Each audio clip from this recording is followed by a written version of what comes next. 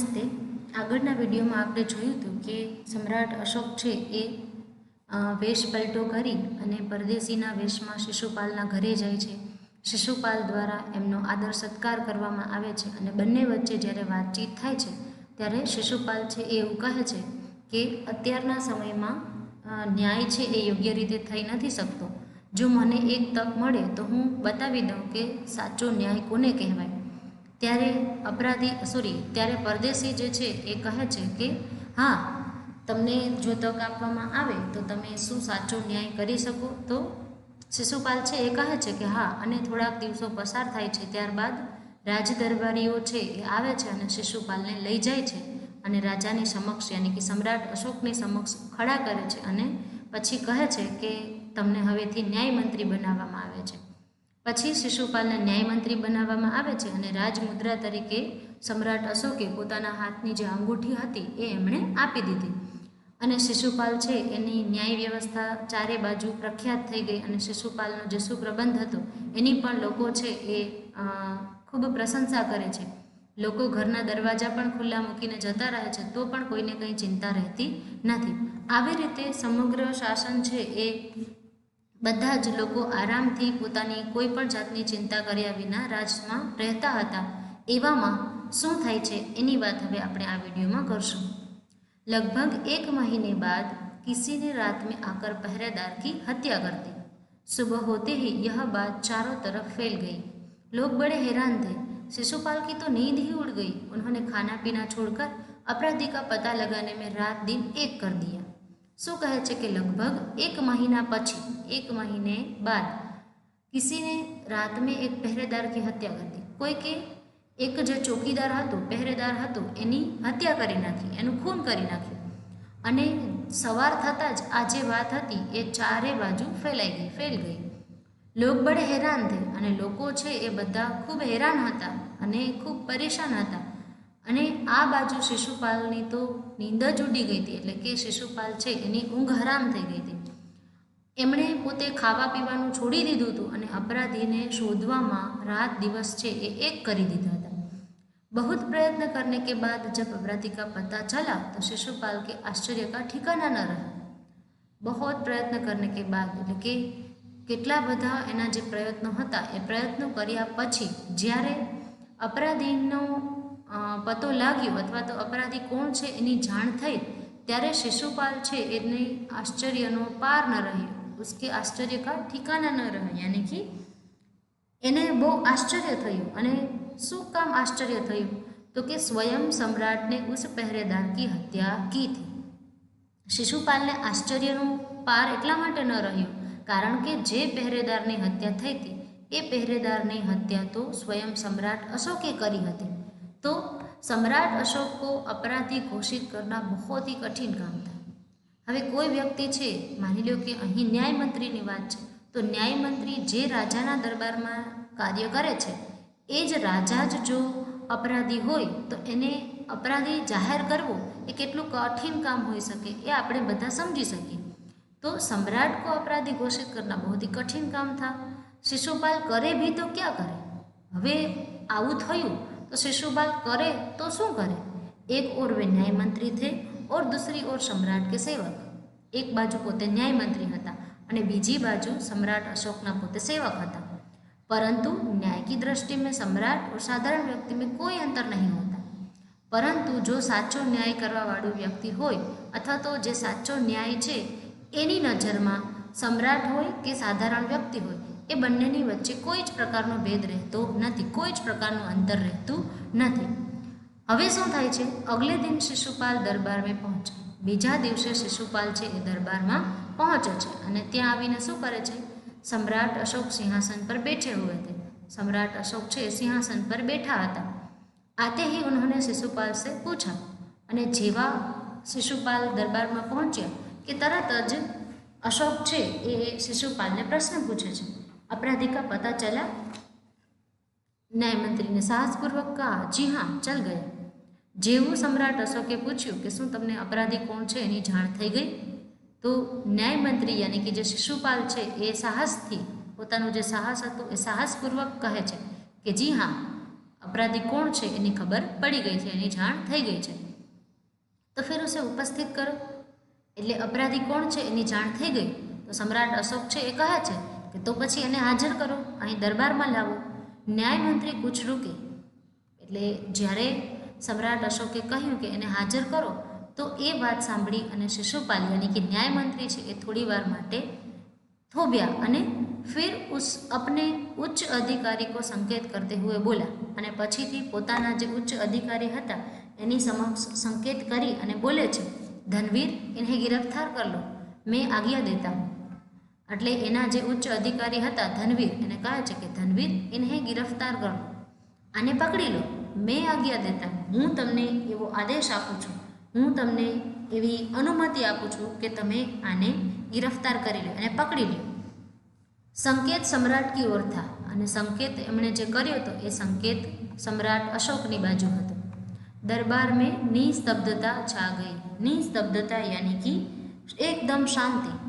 दरबार में निस्तब्धता छा गई, दरबार आखो जे छे ए शांत थई गयो। सम्राट का चेहरा क्रोध से लाल हो गया અને सम्राटने कोईए अपराधी कह्यो छे ए जाणी અને એ પોતે પણ क्रोधथी लाल थई गया। वे सिंहासन से खड़े हो गए और बोले, इतना साहस? અને પોતે છે એ પોતાના સિંહાસન પરથી ઊભા થઈ જાય છે અને બોલે છે કે તારી આટલી હિંમત। न्यायमंत्री ने ऐसा भाव प्रकट किया जैसे कुछ सुना ही न हो। न्यायमंत्री છે એ પછી એવો ભાવ વ્યક્ત કરે છે કે જાણે અશોક દ્વારા જે બોલાયેલું છે એ કંઈ એને સાંભળ્યું જ નથી। उन्होंने अपने शब्दों को फिर दोहराया અને પછી પોતાના જે શબ્દો હતા એને ફરીથી દોહરાવે છે, ફરીથી બોલે છે અને કહે છે, ધનવીર देखते क्या हो, अपराधी को गिरफ्तार करो। धनवीर શું જોવે છે, अपराधी ने पकड़ी लो। दूसरे ही क्षण सम्राट अशोक के हाथों में हथकड़ी पड़ गई અને બીજી જ ક્ષણે ધનવીરને જેવી ન્યાયમંત્રીની આજ્ઞા મળી એટલે તરત જ બીજી જ ક્ષણે જે सम्राट अशोक છે એના હાથમાં हथकड़ी पहरावाई गई। न्यायमंत्री ने कहा, अशोक तुम पर पहरेदार की हत्या का आरोप लगाया जाता है, तुम इसका क्या उत्तर देते हो? सम्राट होठ काट कर रह गए। न्यायमंत्रीए કહ્યું કે અશોક, सम्राट अशोक તમારા ઉપર જે ચોકીદાર છે એની હત્યાનો આરોપ લગાવવામાં આવે છે, तुम इसका क्या उत्तर देते हो? તમારો આ બાબતમાં શું જવાબ છે? सम्राट होठ काट कर रह गए। सम्राट છે એ પોતાના क्षोभ છે એને પ્રગટ કરે છે। હોઠ કાટ કર રહી ગઈ યાની કે પોતાનો જે ક્ષોભ છે હોઠ કાટના એટલે કે એનો જે ક્ષોભ છે એનો જે ભૂલ થઈ છે એના પ્રત્યેની જે એની વાત છે એ પોતે દુઃખ અથવા તો એનો જે ક્ષોભ છે એ પ્રગટ કરે છે। न्यायमंत्री ने फिर पूछा, न्यायमंत्री ने फरीथी अशोक ने पूछ्યું तो तुम अपराध स्वीकार करते हो? जो तमारे आ अपराध कर्यो छे एनो आरोप तमारी पर लगाववामां आवे छे, तमे एनो शुं जवाब आपो छो? अने आ बाबतमां न्यायमंत्रीए ज्यारे अशोकनो जवाब नथी मळतो त्यारे फरीथी पूछ्યું કે તો શું તમે તમારો જે અપરાધ છે એનો સ્વીકાર કરો છો? તો કહે છે કે हाँ, मैंने उसे मारा अवश्य है पर उदंड था। सम्राट का उत्तर था એટલે सम्राट अशोके उत्तर आप्यो કે हाँ, मैं एमने अवश्य मार्यो छे। मैं जे पहरेदारनी हत्या करी छे ए चोक्कस मैं ज करी छे, पण ए पहरेदार जे हतो, जे चौकीदार हतो ए उदंड हतो। उदंड हतो यानी कि ए पोते अविवेकी हतो, ए पोते विवेक जाणतो न हतो। राज दरबारमां रहतो हतो, राज दरबारनो जे विवेक छे ए जाळवतो न हतो।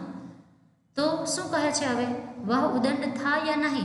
तुमने एक राज कर्मचारी की हत्या की है, तुम अपराधी हो, तुम्हें मृत्युदंड दिया जाता है। न्यायमंत्री ने निर्णय दिया।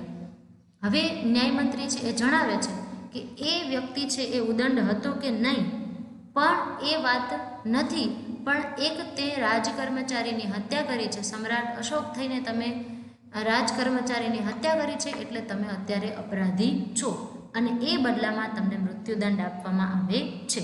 અને ન્યાયમંત્રીએ આમ પોતાનો જે નિર્ણય છે એ જણાવી દીધો। ન્યાયમંત્રીના નિર્ણય જણાવ્યા બાદ શું થાય છે? સભા में सन्नाटा छा गया। આખી જે સભા હતી એ સભામાં एकदम सन्नाटो छवाई गयो। न्यायमंत्री का निर्णय सुन सम्राट ने सिर झुका लिया। न्यायमंत्रीનો આ જે નિર્ણય હતો એ સાંભળી અને सम्राट अशोक છે એ પોતાનું માથું ઝુકાવી દે છે। वे तो स्वयं शिशुपाल की परीक्षा में सफल हो गए थे અને એ પોતે તો સ્વયં શિશુપાલ દ્વારા જે આ પરીક્ષા લેવામાં આવી હતી એમાં સફળ થયા હતા. સમ્રાટ કા હૃદય એસે વ્યક્તિ કો પાકર ગદગદ હો રહા હતા. અને આ પ્રકારના જે વ્યક્તિ છે શિશુપાલ છે એને પામીને એને મેળવીને એના દરબારમાં આવા ન્યાયી હોવાના જે આ સમાચાર જ્યારે એ જાણે છે કે એક રાજા તરીકે મારી ભૂલ છે ત્યારે પણ ન્યાયમંત્રી કોઈ પણ ભેદભાવ વગર ન્યાય કરી રહ્યો છે એવું જ્યારે એ જાણે છે ત્યારે એ પોતે ગદગદ થઈ જાય છે. ગદગદ હો રહા થા યાની કે ભાવ વિભોર. સમ્રાટ અશોક છે એ ખુદ ભાવ વિભોર થઈ જાય છે. અને આમ આગળ કહે છે કે તભી न्याय मंत्री का संकेत पाकर कर्मचारी सम्राट अशोक की सोने की मूर्ति लेकर उपस्थित हो गया. અને ત્યારે જ ન્યાયમંત્રીનો સંકેત પામીને એક કર્મચારી છે એ સમ્રાટ અશોકની સોનાની મૂર્તિ લઈ અને ત્યાં હાજર થઈ જાય છે. ન્યાયમંત્રીને ખડે હોકર કહા. ન્યાયમંત્રીએ ઊભા થઈ અને કહ્યું, સજ્જનો, यह सच है कि मैं न्याय मंत्री हूँ और यह भी सच है कि अपराधी को दंड मिलना चाहिए.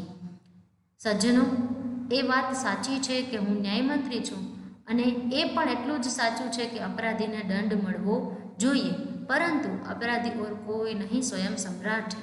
પરંતુ અપરાધી તો બીજો કોઈ નહીં પણ खुद अथवा तो स्वयं सम्राट है. तो शास्त्रों में राजा को ईश्वर का रूप माना गया है, इसीलिए उसमें ईश्वर ही दंड दे सकता है. અને આપણા શાસ્ત્રોમાં જે રાજા છે એને ઈશ્વરનું સ્વરૂપ માનવામાં આવ્યું છે.